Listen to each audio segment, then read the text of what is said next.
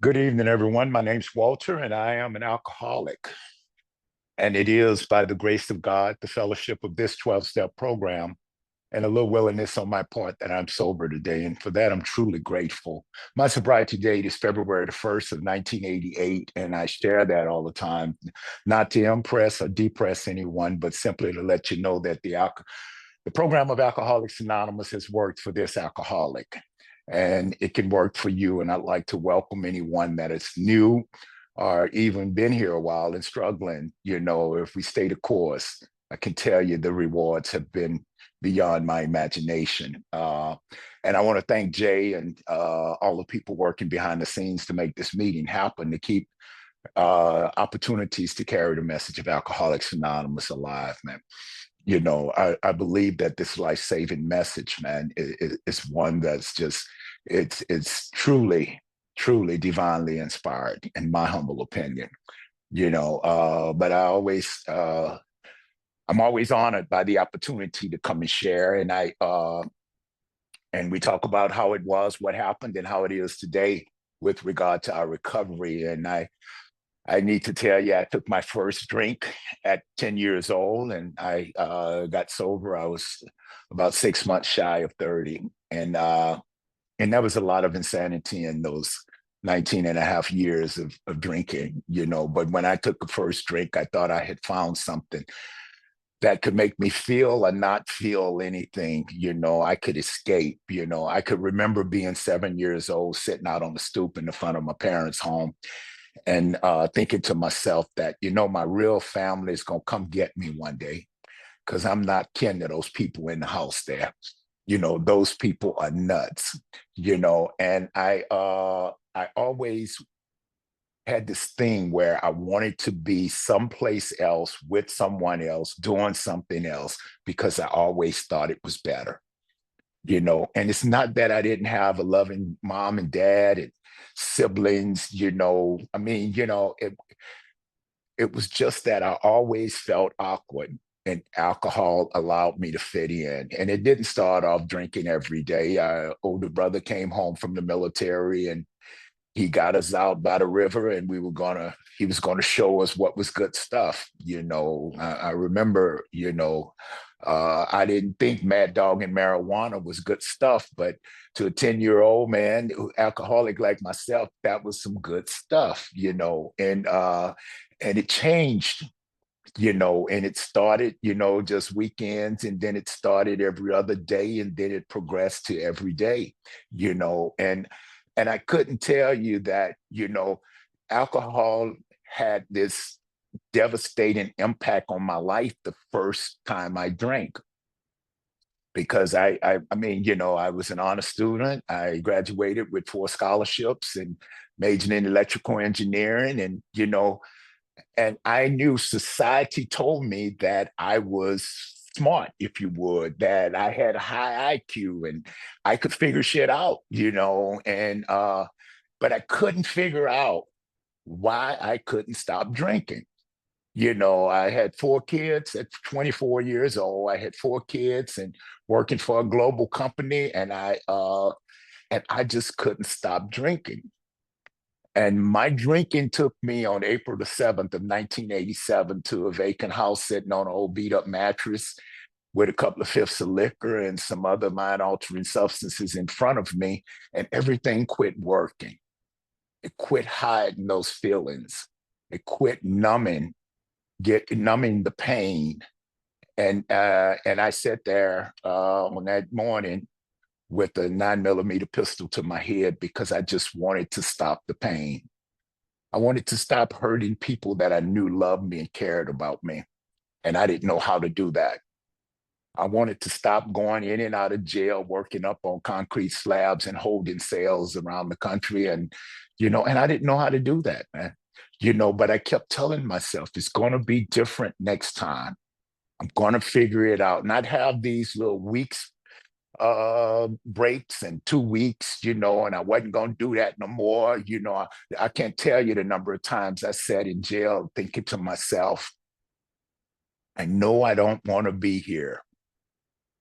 Why am I here? But the way my mind would work was the police was picking on me. I'm doing 65 in a 35-mile school zone, and they stopped me because they're just picking on me. It never occurred to me that I was breaking the law.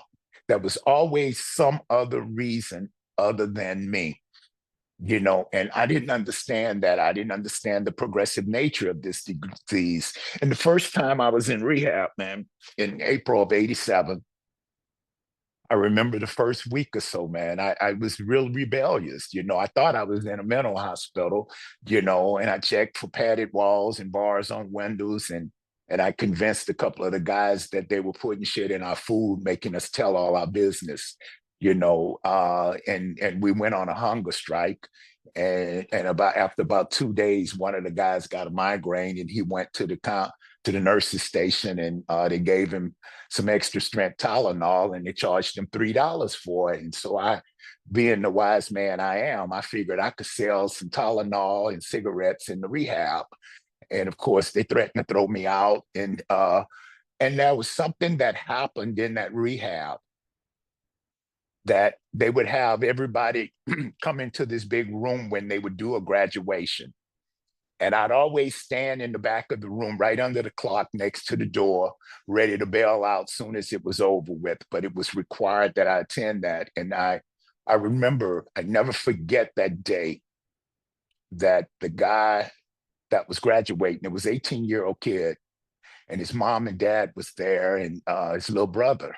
His little brother was about 6 or 8 years old. And they always would have somebody from your family come in and say why they were so happy you were about to do what you should have always been doing, kind of stuff.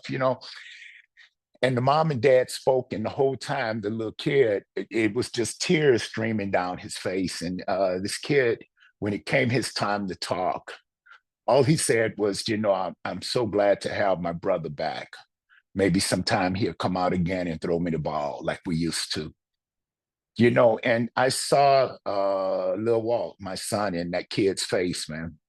I had a son, 13, one, 8, and the daughters were 6 and 7.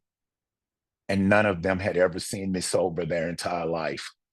And all of that came rushing back to me, that vision of me coming into the house and crash landing on the couch, and mom and 4 kids jamming up on the love seat, and they couldn't talk too loud because I put everybody out of the house. They were literally terrified of me. And I remember that day that I broke down. And I mean, to say that I got emotional or I cried is an understatement. I'm talking, tears, slobber, snot, carried my nasty ass back to the room, and I was broken. And I knew I wanted this. See, I need to get this. So, like the good student I was, I read all of the books, I did all of the exercises, and I graduated from that rehab with a big hug and a pat on the back as the most likely kid to succeed, man. I had all of that knowledge. And within 2 or 3 months, man, I couldn't remember if I was just going to drink that day or I was just going to smoke dope that day, because I had figured out that it was doing them both together that got me screwed up. I could do one or the other. And I was back to the races, man. And I just, I don't know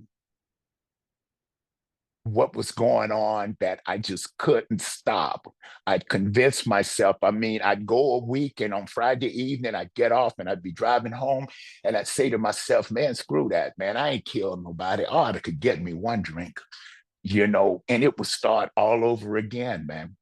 And I couldn't stop, and on January the 31st of 88, my youngest sister, she called me and asked me to go ahead and kill myself. She's told me, she said, I love you and it's going to hurt, but we just can't stand to see you slowly kill yourself in the front of us. She said, we'll eventually get over it, you know, and that really got my attention. I knew the first time I went into rehab, I was really scared because I didn't know what was going on. But the second time I went into that rehab in February of 88, I was literally terrified. I knew without a doubt that I could not stop drinking, and I was in a different space. I was broken. I felt hopeless. I was convinced that I'd die somewhere out in a ditch with a bottle in one hand and a pipe in the other. I was convinced of that, man. And I remember I used to set off to the side from the group. They would bring in people to talk with us like at 9 in the morning and at 1 in the afternoon and at 7 in the evening. People from AA and come in and share their experience, strength, and hope with us. And I'd set off to the side because now I didn't think I was better than other people, but I just thought I was different, you know. And I remember you used to have to write down something significant you heard one of the speakers say each day and drop it in a box by 10 o'clock at night for the staff. And I remember sitting off to the side and I could dismiss all of those people who came and talked. They didn't look like me. They didn't talk like me. They didn't dress like me. They didn't think like me. I could find something wrong with all of them. And I never forget that day that this little guy came in. He was maybe about 5 feet 5 inches. And he had on a t-shirt that was all stained and some old beat up blue jeans. And he had one visible teeth. And he wasn't very articulate. Okay. And intellect and articulation was always real important to me. And so it was easy at the beginning for me to dismiss this guy. But at the end of his talk, he said something that really grabbed me. He said, "You may not want to live in the kind of house I live in, or drive the kind of automobile I drive, or do the kind of work that I do."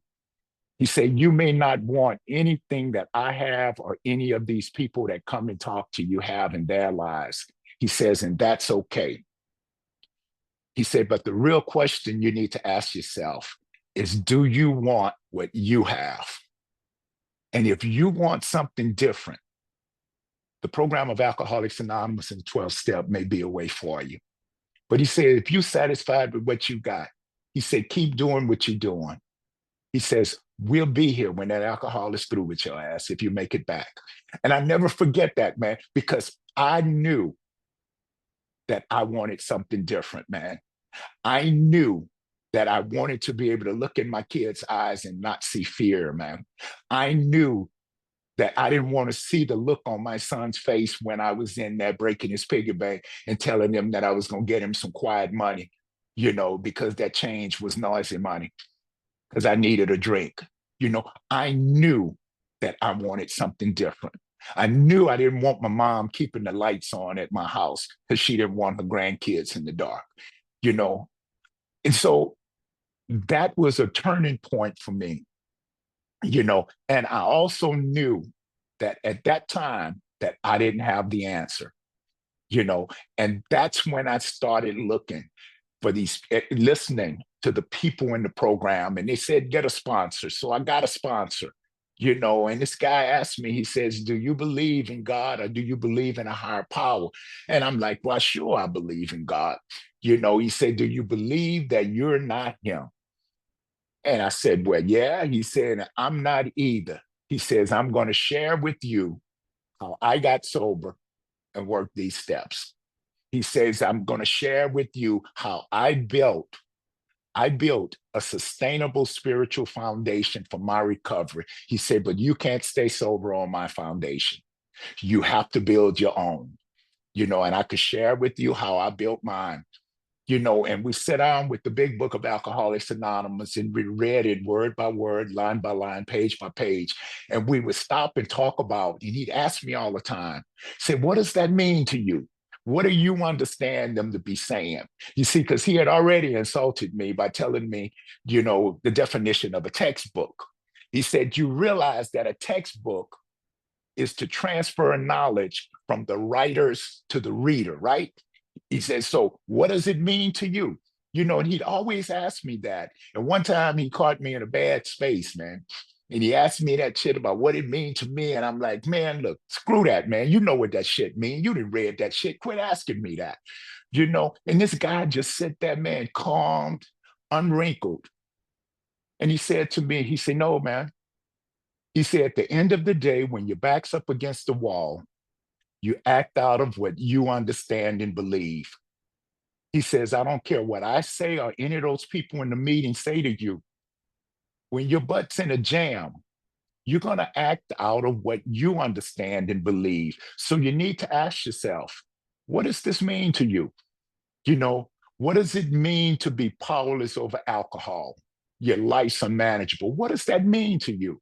And he'd have me write a paragraph or two after we read each step. We read it in the big book, we read it in the 12 and 12. I'd write a paragraph or two about what it meant to me as an individual. What does it mean to come to believe that something greater than you, could solve your problem?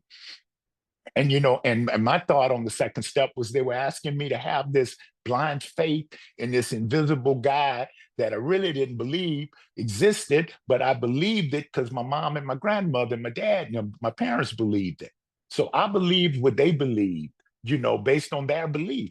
And he asked me this question. He said, man, he said, do you believe this 12-step program will work for you? And I told him, no, I don't believe that I have to do all of this stuff. And he says, well, do you believe that it works for the people that you know in Alcoholics Anonymous that you've met? And I said, well, sure, I believe that it works for them. I mean, they're running around here laughing and talking and backslapping, look like they got little halos over their head and shit, man. They seem to be all smiles and shit, so it must work for them. He says, if you're willing to take some action based on our belief, and you get to examine the results to decide whether you're going to take more action. He says, we're not asking you to have a blind faith.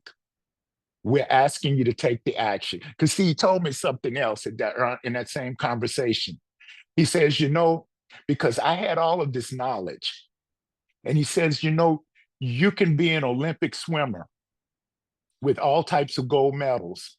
He says, but when you get your ass in the deep end of the pool, you will drown just like a man who don't know how to swim if you don't apply what you know. He said, the knowledge of swimming is what not gets you to the other side of the pool. He said, the application of that knowledge. And he made clear to me, he says, knowledge informs us. He said, but the application of knowledge is what transforms us. That's what brings about the change. And I realized at that moment that I was not applying what I had learned from the book, from the people in rehab. I wasn't doing what they were suggesting. I wasn't doing what they said worked for them. I wasn't taking the action. And when I became willing to take the action, and that's why I always introduce myself as an alcoholic and say that it is by the grace of a higher power. Because you see, the unseen hand of a higher power led me to Alcoholics Anonymous, and Alcoholics Anonymous led me to a God of my understanding, through those 12 steps. You see, and I always add that it takes a little willingness on my part, because I have to be willing to cooperate. You see, I firmly believe today, I've been on this journey long enough. I have a solid belief that the will of God will not take me where the grace of God won't go. And I thought about that. It's funny because I thought about that at the beginning of this meeting before the meeting started. I said, well, Jay invited me to come talk. So it's like the will of God brought me here. So I know the grace of God is not going to desert me in this talk. And I just need to tell the truth and about what's happened with me, how it was with me, how confused I was. I grew up in a Southern Baptist church, man, where they were telling you, that, you were going to burn in hell and be struck down if you didn't follow these 10 rules. And then on the other hand, the same guy that was going to strike you down, he loved you. I mean, that shit was confusing, man. And so I got away from that. But in this program, through those 12 steps and looking and that second step of what it is that I believe. And I can tell you, it came back to me as just the big guy in the sky, the one who knows where the wind start and the wind stop and make the four seasons follow each other and know what plants to grow in the winter, spring, summer, and fall. It's like that makes the sun come up and set. There is a power in this universe that works in my life, man, that I know today that the universe is not against me. There's nobody laying wake at night thinking about how to screw up Walter's life other than Walter. you know, I'm the only one doing that shit, man. you know, but I was thinking it was all of you, man. Man, I'd be at work, man, and walk down the hall and somebody say good morning. And I say to myself, yeah, he say good morning, but I know what that son of a gun thinking. I know he don't like me. You know, I was all I lived in this inverted reality. And through the steps, through one step at a time, you know, I started to get a clarity. So if you're new, I would tell you, man, I'd hope you find the freedom that I found in this program because I found the freedom from the shame, the guilt, the remorse, the resentments, the judgment, the self pity. I found a freedom from that and a freedom to be more of the human being that my creator made me to be today, man. And I'm just so grateful for that, man. That there was so many little steps along the way that I had no doubt that it was something greater than me working in my life. I got a sponsee that says all the time, is it odd or is it God? You know, and I could tell you, man, it was something working beyond me. When I'd show up, for each one of my children, it may not mean nothing to anybody else, but my kids sit next to me on the couch today to watch TV, man. That means the world to me, man. It may not mean nothing to nobody else that they trust me with my grandkids, and just all of those little things that I get to do today. I read something the other day that said, drinking was awesome until it sucked. And then the next line was sobriety, recovery sucks until it's awesome. And that's how it was, man. And today it is awesome, man. It really is, man. I love this shit, man, because I get to be present today. I get to be who God made me to be. And there's been a series of surrenders in my recovery journey, man. And one of the most profound ones, man, for me that I like to share about, man, it's that, I remember I had a year sober. And when I celebrated a year, this other guy I know, we worked for the same company, he picked up 5 years. And he shared during his fifth year, he shared, we were in a chemical plant and we had to make rounds every 2 hours, and you had a clipboard, you had to make rounds, rain, shine, sleet, or snow, with that laminated sheet with a grease pencil, and you had to wear slicker suit, rubber boots, and all of that stuff. And he said he was out making his round one night at 2 a.m. and it was pouring down raining. And he looked up into the light as he come around one of those columns and slammed the clipboard on the ground and looked up in the light and he said, well, God, if this is what you want me to do for the rest of my life, I'm willing. And he said 2 days later, man, they offered him a straight day job, man. And I told him, I said, Ronnie, I ain't been around here long enough to believe that kind of shit work. Okay. But it was like it was God working in his life, he said, that allowed that to happen. And I could tell you, it was like 2.5 years into this thing, man. I was on the 13th deck of a 21-story reactor structure, swinging a 24-pound maul, tightening up a 2.5-inch hammer wrench on this huge gas exchanger head.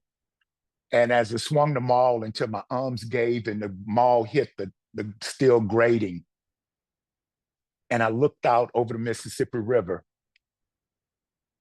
and the sun was coming up. And I said, well, God, if this is what you want me to do, for the rest of my life, I'm willing. You see, my sponsor would always talk to me about being willing to be where God would have you be. Man, and something clicked inside of me that morning. And I knew to this very day that has not changed. I know within me that my life is going to be okay as long as I'm trying to do the next right thing, the next loving thing, as long as I'm trying to practice these principles, as long as I'm trying to do this deal, I get to live this dream. You see, I know that today. And it takes me back to when I first came in, man. I'd sit in the back of the room and the old timers would share shit like, if I had made a list of the things that I wanted from recovery, I would have grossly shortchanged myself. And in my head, I would be saying to myself, man, look, screw that. I could make a list, man. Them old timers ain't got no imagination, man. I could make a list, but as I said here today, man, 1 week shy of 37 years on this journey, man, I have to tell you, if I had made a list, I would have grossly shortchanged myself. I wouldn't have left so many things off that list, man. I would have left off a 38-year-old girl finding her biological father who didn't know she existed because an alcoholic, 11 years sober in Alcoholics Anonymous, her grandfather insisted that his child not abort that child 38 years before. See, I missed that. There has been so many God shots in my life that I know this thing worked, man. You see, I didn't believe it when I got here. But if you're not fully believing, man, my recommendation is you take some action. If you take the action, you get to see the results of that action, and that's why willingness is so important to me, man.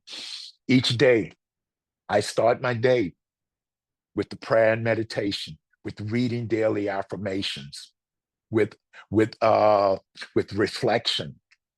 You know, I start my day getting centered, because that's what works for me. I go to meetings, I have a sponsor who knows he's my sponsor today. I work with other guys, man. I read the book with other men, man. We talk about what the book means. And the amazing thing is, man, the evolution of understanding when you read and reread that book, man. There's things that just jumps out that I knew been there. I know have been there all along that I just didn't see, and it's just amazing, man. This process, if I'm willing to work it, I went through the steps. As a result of those steps, my life changed.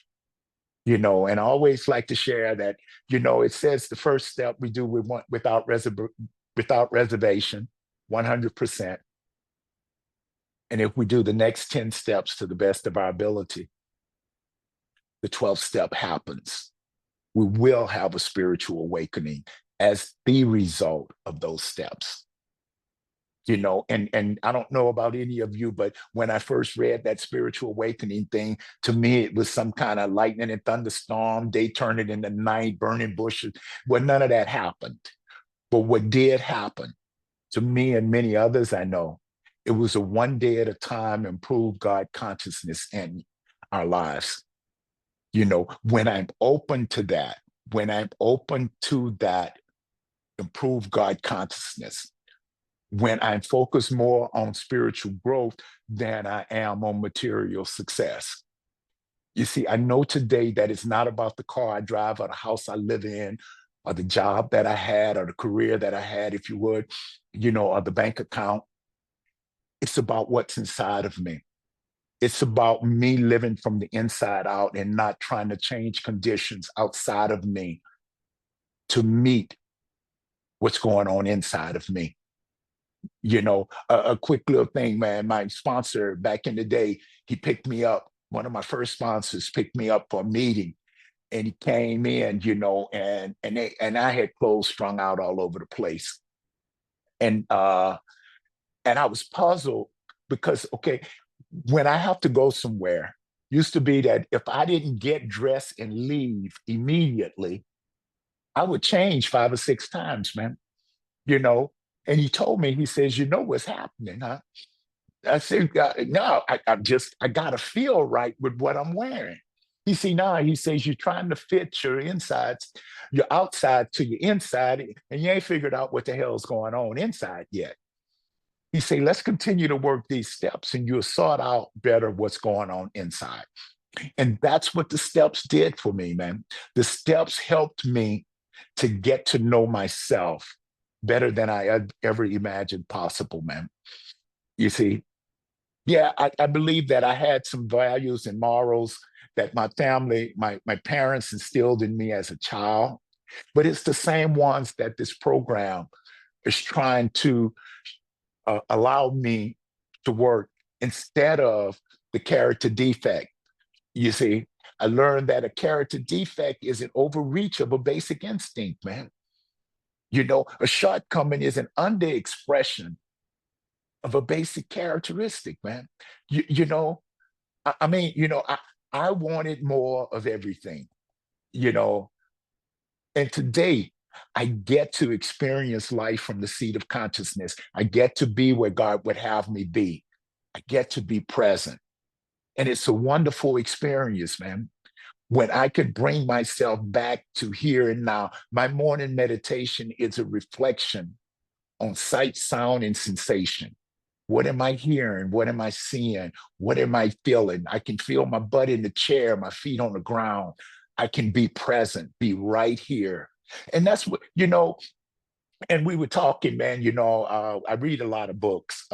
Actually, a funny story is one of my sponsees. I walked up on him telling another guy, man.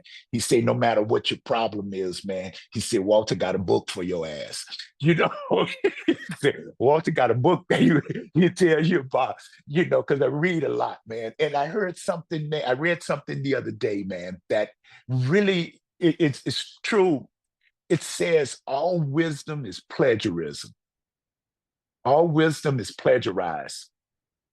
Stupidity is the only thing that's original. You know, I heard people say, "Well, I wish I could talk as I could.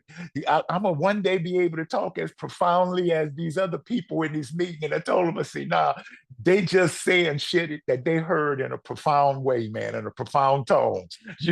We learn. I didn't know this when I got here, and that's okay. But if you keep coming, man, if you keep showing up and giving your best to what he puts in front of you, man, on a daily basis, man. And yeah, there's some days I get thrown off. We all do, man. This is not a perfect science, man. You know, but I could tell you, man, the steps I'm taking in this program is a whole lot easier than the steps I was taking out in them streets, man, when I was drinking and drugging, man. They're a whole lot easier, man. I get to sleep nights, man. I get to look at the man in the mirror today, man. you know, I wasn't doing that when I got here, man. You know, uh, yeah, I mean, taking a bath, brushing my teeth, washing my face, putting out the garbage, those things weren't important, man. But today, you know, that's a part in one of the stories, man, that I really like, man. And it just blew me away when I first read it. It's in the story Freedom from Bondage, and it says that how many times do I do what I ought to do because it's what I really want to do? And today I do it more. I do what I ought to do because I really want to do it today, man. I really want to be here. I really want to be sober and free. I get to be, I get to be present today. And I love this, man. And I'm glad all of you are here, man. And I'm grateful for the opportunity to come and share, my journey with you. My kids and my family, they're all happy that I'm sober today, man. They didn't all understand what was going on, man. But today they all happy. And my kids, you know, are all grown now. My baby is 31, my oldest is 49, and we have 11 grandkids, and they all know what this program means to me in my life. You know, they all know, you know, the difference that this program have made, man. You know, and I'm truly, truly grateful for that, man. I could not have done this without you, you know, and I love you.